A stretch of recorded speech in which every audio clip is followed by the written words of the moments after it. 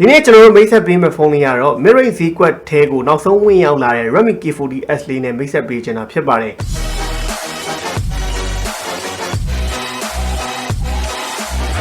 Redmi K40S ကရခင်ထွက်ရှိခဲ့တဲ့ K40 ကို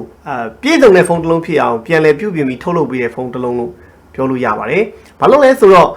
ကျွန်တော်တို့အကြမ်းအဖြစ် end user တယောက်အနေနဲ့ K40S မှာပါတဲ့ spec တွေကိုကြည့်လိုက်မယ်ဟေ့ဆိုရင်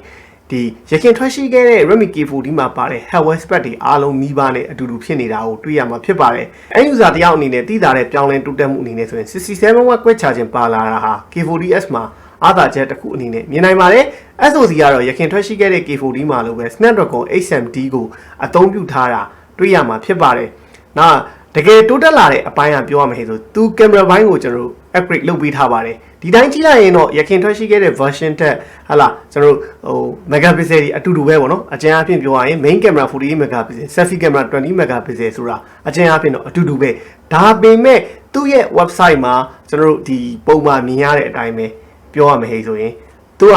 OIS ပါတဲ့ Sony 48 megapixel Sony sensor အသုံးပြုထားတဲ့48 megapixel camera ကိုတက်ပေးလိုက်တယ်ဒါ main camera မှာ Sony sensor ပဲ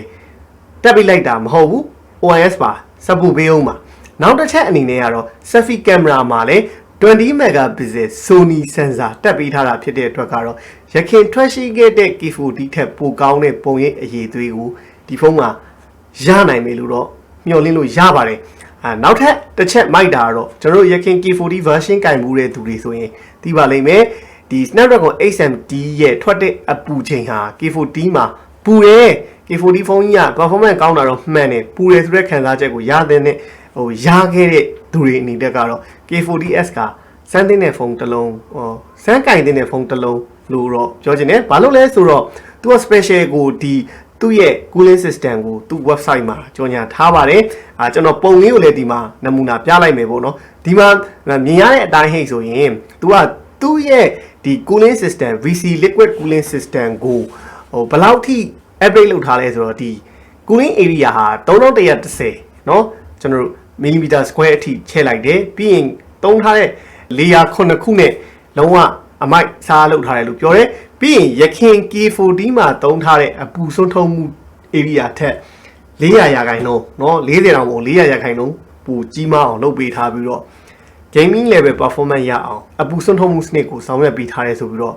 special ကိုညွှန်ထားတာကိုတွေ့ရပါတယ်အဲ့တော့ကျွန်တော်တို့အနေနဲ့တကယ်တိုးတက်လာတာဒီ K40S မှာ3နေရာလို့ပြောလို့ရပါတယ်အပူဆုံးထုံးမှုရဲ့ကင်မရာဘိုင်းရဲ့နောက်ထပ်တစ်ချက်အနေနဲ့ကတော့ကွက်ချခြင်းဘိုင်းကတော်တော်တိုးတက်လာတယ်လို့ပြောလို့ရပါတယ်ဒီဇိုင်းဘိုင်းကတော့ကျွန်တော်တို့နည်းနည်းလေးမဆိုးသလောက်လေးပါမဆိုးသလောက်လေးပေါ့ display ဘိုင်းကလည်းအတူတူပဲ 6.65 inch AMOLED display ကိုမှာ E4 Samsung E4 ပေါ့နော် Samsung E4 AMOLED display ဒါပေမဲ့ display Mate A Plus ရတယ်ဆိုပြီးတော့ K40S မှာကြော်ညာသွားတာမတွေ့ရပါဘူးအဲ့တော့ရခင်တော့လိုပဲဟလာကျွန်တော်တို့ peak level ကတော့ brightness က1300အထိရမယ်နောက် HDR tablet DCI-P3 support ပေးမယ်เนาะနောက်ပုံမှန်ကတော့ဒါ K40 မှာပါတဲ့ဟာတွေနဲ့အားလုံးအတူတူပဲအဓိကပြောင်းလဲသွားတာအဲ့3နေရာပြောင်းလဲသွားတယ်အဲ့တော့ကျွန်တော်တို့အတူတူသူ့ရဲ့ပြောင်းလဲလာတဲ့အနေထားတွေဟလာဘာတွေရှိတော့ဒီ unbox လုပ်ပြီးတော့အတူတူကြည့်လိုက်ရအောင်ပါကျွန်တော်ဒါကတော့ Redmi K40S ပါ China version ပဲထွက်ပါတယ်ပေါ့နော် China version ပဲထည့်ထားတယ်ဒါကျွန်တော် Redmi K40S အဲ့တော့ unbox လုပ်လိုက်အောင်ပါ Okay အဲ့တော့ဘာတွေပါတော့ကြည့်အောင်တော့ကျွန်တော်တို့ထုံးစံတိုင်းပေါ့ silicon cover ကတော့တစ်ခါလေးပါပြီးသားပါဒါတော့ကျွန်တော် RAM 8256 version ပါเนาะ camera band ပုံစံ design အနေထားလေးနည်းနည်းတော့ပြောင်းသွားတယ်အရင် K40S ကဒီလို4000လေးမဟုတ်ဘူးပေါ့နော်ဘဲဥပုံလေးလို့ပြောလို့ရတယ်เนาะဒါကျွန်တော်တို့ဒီကောင် flat design ဖြစ်သွားတယ်ဗျအဲ့တစ်ချက်လေးကတော့မစိုးဘူး flat design လေးဟဲ့လား Okay ကြည့်အောင်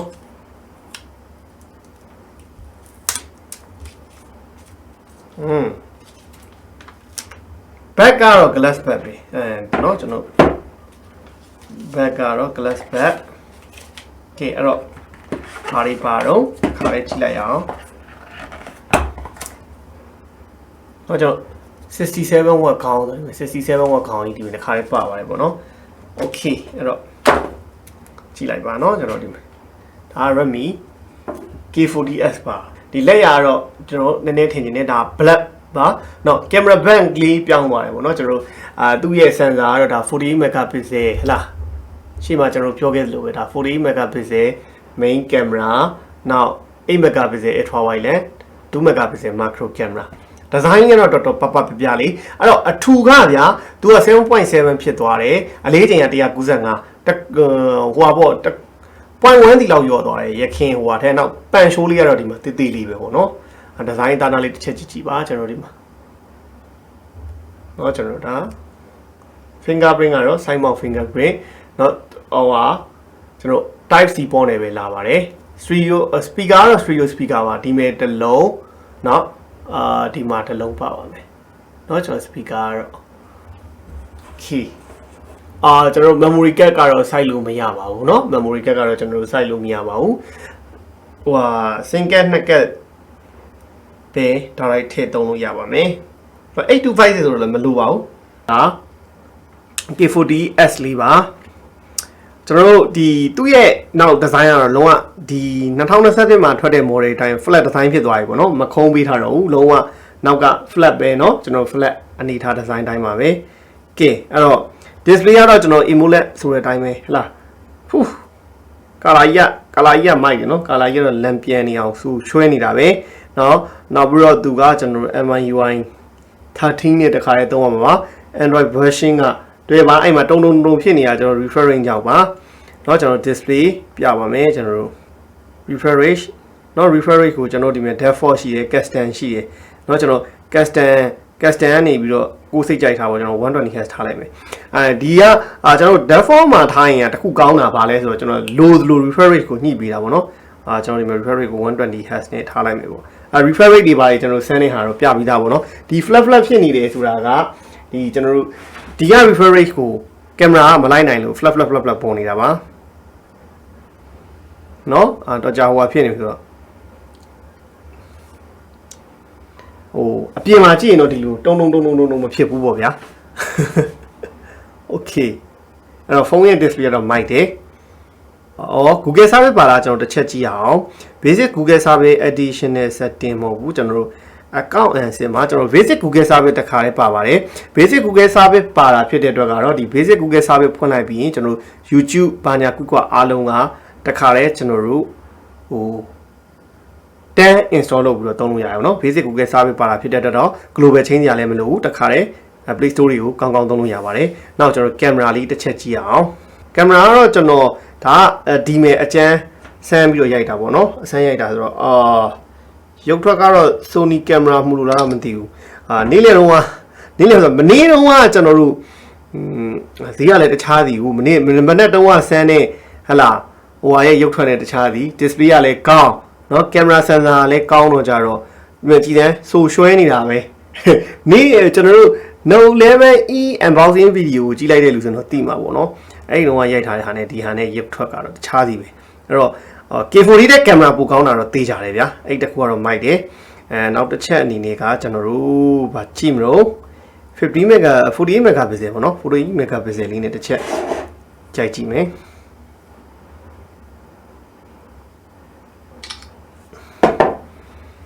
နော်ကျွန်တော်48 megapixel လေးနဲ့ရိုက်တယ်ဟာ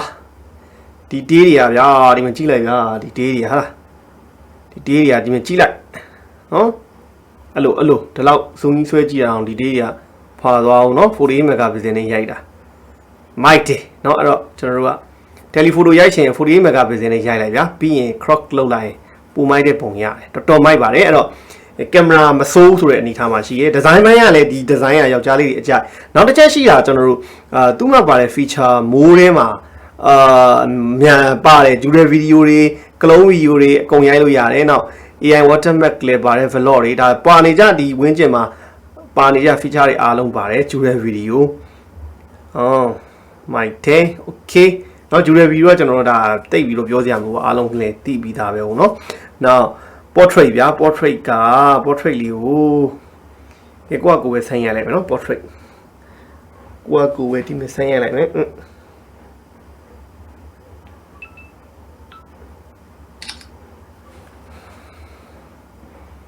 နော်ဒါကျွန်တော် portrait မှု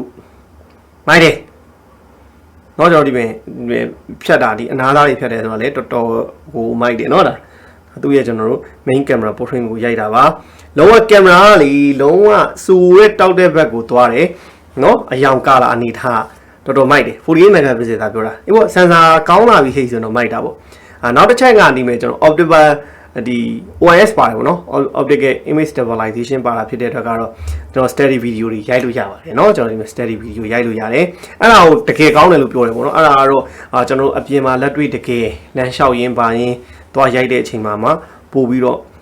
သိနိုင်မှာပေါ့နော်ပြီးရင်ဟလာပြီးကျွန်တော် macro လေးတစ်ချက်စမ်းကြည့်အောင်အဲ့တော့ performance တွေကတော့ဗျာ Snapdragon ကိုသုံးထားတာဖြစ်တဲ့အတွက်ကတော့ကျွန်တော်တို့ကဟို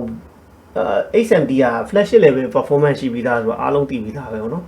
အဲ့တော့ထွေထူးကျွန်တော်တို့ဘာမှပြောစရာမလိုတော့ကျွန်တော်ဒါ macro မှုလေးတစ်ချက်ရိုက်ပြီးတော့စမ်းကြည့်တာmacro မှုရိုက်မယ်အစားတော့48 megapixel ရိုက်ပြီး crop လုပ်လိုက်တယ်ဟေးဆိုရင်တော့သူ့ရဲ့ detail ကြီးကတော်တော်ကြီးရတယ်ဗျာဒါတော့ဒါကျွန်တော်တို့ပုံမှန် macro ရိုက်ထားတာအခုနဒီပုံပေါ့နော်ဒီပုံ crop လုပ်လိုက်ရင်တော့ macro မှုထက်တောင်ပိုကောင်းသေးတယ်အဲ့တော့ဒီလိုမျိုးကက်ရိုက်ခြင်း48 megapixel နဲ့သာလှအောင်ရလိုက်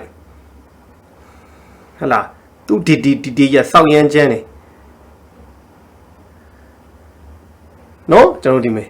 ဒီဒေးကြီးကတော်တော်ကြီးကိုကျန်းနေမယ် cross လုပ်ထားတာတော့တော်တော်ဒီဒေးကြီးကျန်းနေဗျာရတဲ့ဟာကြီးကကင်မရာတော်တော်မိုက်တယ်လို့ပြောလို့ရပါတယ်เนาะအဲ့တော့ gaming performance ဘာညာ quick ကကျွန်တော်တို့အသေးစိတ်စမ်းဖို့လိုတယ်ဟေးဆိုရင်ထပ်ပြောပြပေါ့เนาะကျွန်တော်တို့ဒီ XMD အတွက်ကတော့ကျွန်တော်တို့ကဘာမှအရင်ထူထူစမ်းဖို့တော့မလိုပါဘူး XMD ကဒီ Snapdragon ထဲမှာထိတ်ဆုံး3နေရာမှာရှိတယ်ပေါ့နော်ဘာလို့ဆိုတော့လောလောဆယ်ထွက်ထားတာ 8Gen 1ရှိမယ် Travel 8ရှိမယ် XMD ဆိုတော့ तू ကတတိယနေရာမှာရှိတယ်ဗျာအကောင်ဆုံး तू Snapdragon ထဲမှာစီရင်နေဟဲ့ဆိုတော့ဗီဒီယိုကကျွန်တော်တို့ဗီဒီယိုတစ်ချက်ဗီဒီယိုကကျွန်တော်တို့ 4K ရိုက်လို့ရမယ်ပေါ့နော် 4K ကို60 frame per second ထိရိုက်လို့ရပါတယ်နော် 4K တော့ share ရိုက်လို့ရတာနော် 4K ကို30 frame per second မဟုတ်60 frame per second ထိရိုက်လို့ရမယ်ပေါ့အဲ့တော့6သိန်းကျော်မှာအဆိုးဘူးကင်မရာလည်းဒါမဆိုးဘူးလို့ပြောလို့ရတယ်အနေထားမှာရှိတယ်เนาะကျွန်တော်တို့ feature တွေလည်းမဆိုးဘူးပြီးရင် selfie လေးတော့တစ်ချက်စမ်းကြည့်မယ်ပါပါတယ်เนาะကျွန်တော်တို့ color တွေမိုက်တယ်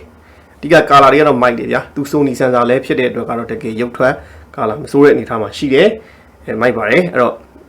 ရှင်းတော့မျှတယ်ပေါ့เนาะဒါပေမဲ့ပို့ပြီးတော့ရုပ်ထွက်ဆူဆူလေးလိုချင်ရင်တော့ main camera 40 megapixel ကပိုမိုက်တယ်လို့ထင်ပါတယ်အဲ့တော့ဒီမှာကျွန်တော်ရိုက်လိုက်အောင်တော့ပေါ့နော်ကျွန်တော်ဒီမှာမိုက်ပါတယ်20 megapixel selfie ကလည်းမိုက်ပါတယ်ကျွန်တော် detail နော်ကျွန်တော် detail တွေကြည့်လိုက်ဒီမှာသူ20 megapixel detail လည်းအများကြီးရပါတယ်ဗျာ okay အဲ့တော့ကင်မရာပိုင်းမစိုးဘူးဗျာတေးကြတာတခုပြောနိုင်တာ K40 ထက်တော့ K40S မှာကင်မရာပို့ပြီးတော့မိုက်လာတယ်ဆန်ဆာလည်း Sony ဆန်ဆာထည့်ပေးလိုက်တာဖြစ်တဲ့အတွက်ကတော့ပို့ပြီးတော့မိုက်လာတယ်လို့ပြောလို့ရတယ်ရော့ right so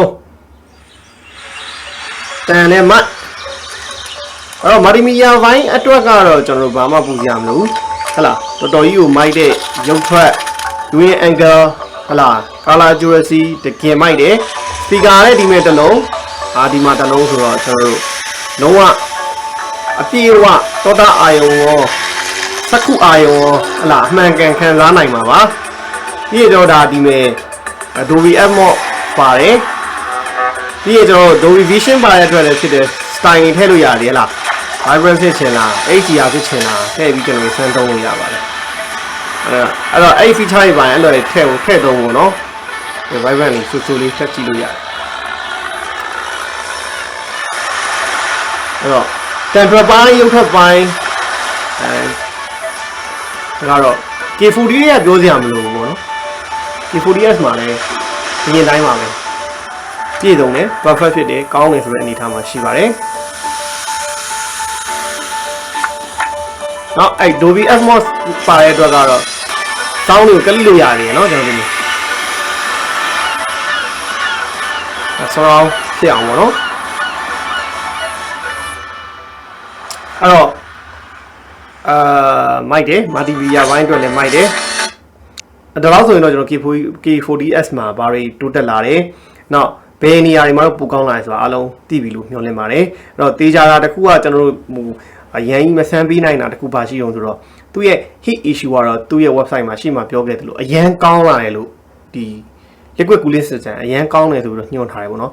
တိတာတခုတော့တကယ်လဲကောင်းတယ်လို့ပြောလို့ရတယ်ဒီလောက်ဆန်းတဲ့နေရာမှာဒါကျွန်တော် K40 နဲ့ K40 gaming ထက်တဲ့အချိန်မှာဒီလောက် clip ပြီးနည်းနည်းဒီတက်ပို့ပူတယ်ပေါ့နော်ဒါသူ့ရဲ့ material ရဲ့အသားကြောင့်ပဲလားသူ glass ဆိုတာအရင်လောက်တော့အရင်နှလုံးလောက်ပေါ့နော် K40 လောက်နည်းနည်း clip တဲ့အချိန်မှာ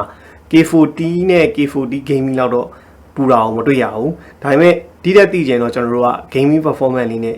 လာ gaming လေးစောကြည့်တော့မှအပူကအလောက်ရှိလားကျွန်တော်တို့စမ်းကြည့်ရမှာပေါ့ SoC က HMD ဖြစ်တဲ့အတွက်ကတော့ performance မကောင်းမှာပူစရာမလိုဘူးအပူကရခင်နှလုံးထက်ကောင်းလာတာတော့ကျွန်တော်တို့မပြောနိုင်သေးဘူးပေါ့နော်ကြော်ညာကတော့ကောင်းတယ်တကယ်လက်တွေ့ဆန်းပြီးမှကောင်းတယ်မကောင်းဘူးပို့ပြောနိုင်မယ်ပေါ့နော်အဲ့တော့ဒါကတော့ဒီနေ့ K40S လေးကို unbox လုပ်ပေးခဲ့တာဖြစ်ပါတယ်အားလုံးဘိုင်ဘိုင်ပါ